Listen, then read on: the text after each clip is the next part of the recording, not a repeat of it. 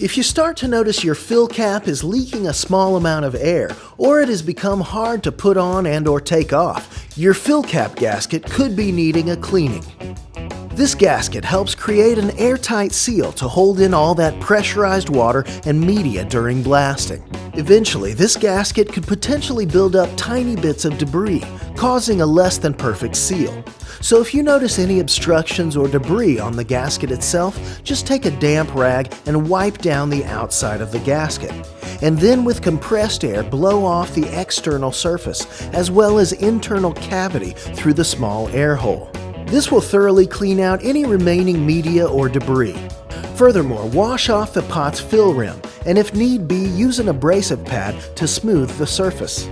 Keeping both of these surfaces clean ensures a good seal, prevents air from leaking out, and ends difficult cap removal.